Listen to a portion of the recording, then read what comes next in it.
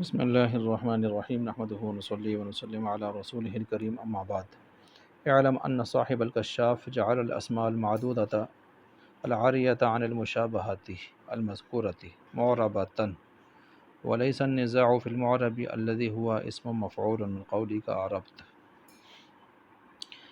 شرجامی سبق نمبر 31 کو ہم شروع کر رہے ہیں، اور اس میں مصنف رحمۃ اللہ علیہ یہاں سے جس بات کو ارشاد فرما رہے ہیں وہ یہ ہے کہ ماتن پر ہونے والے ایک اعتراض اس کا جواب دے رہے ہیں۔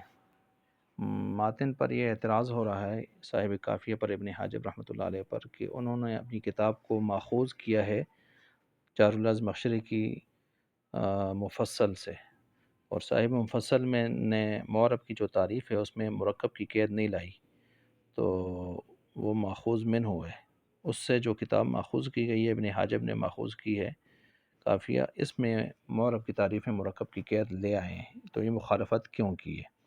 تو اس کا جواب یہ دے رہے ہیں کہ مخالفت یہ جو ہوئی ہے یہ ایک اصولی اختلاف کے اوپر منحصر اور مبنی ہے۔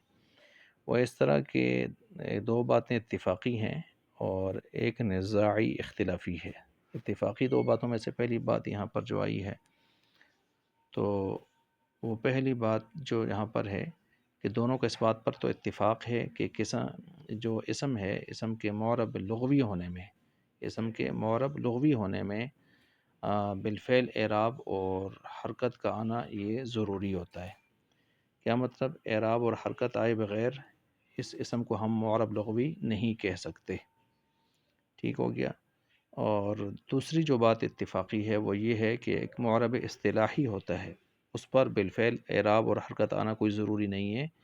اگر کوئی آدمی اس طرح عبارت میں اور کلام میں اس میں معرب کو لاتا ہے کہ موقوف پڑھتا ہے، اس پر زبر زیر پیش کو واضح نہیں کرتا، مثلا یوں کہتا ہے جانی زید، زید کو ساکن کرتا ہے، تو اس کو سننے والا یہ کہتا ہے نا کہ لم تعرب الکلمۃ وہی معربۃ، کہ نہیں آپ نے اعراب دیے کلمے کو، اس زید کو، حالانکہ ہے وہ معرب۔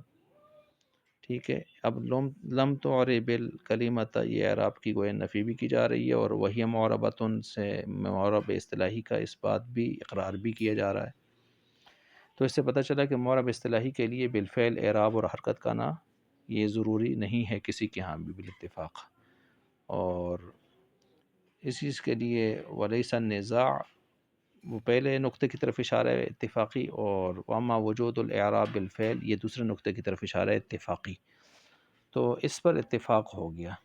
البتہ اختلاف اس میں ہے کہ اسم کے معرب اصطلاحی ہونے کے وقت محض بالقوہ صلاحیت اعراب کافی ہے، یا بالفعل حالاً اس کے اوپر اعراب کا التحاق بھی ہونا چاہیے، تو اس میں اختلاف ہے۔ علامہ زمخشری کے نزدیک محض صلاحیت کافی ہے۔ تو علامہ زمخشری کے نزدیک محض صلاحیت کافی ہے، یعنی وہ کلمہ اس طرح کا ہو کہ اگر اس کو کسی عامل کے ساتھ ملا کر ہم ترکیب میں لائیں تو اعراب کو قبول کرنے کی صلاحیت بس رکھتا ہو، اتنا کافی ہے۔ بالفعل ترکیب میں وارد ہو کر اعراب کا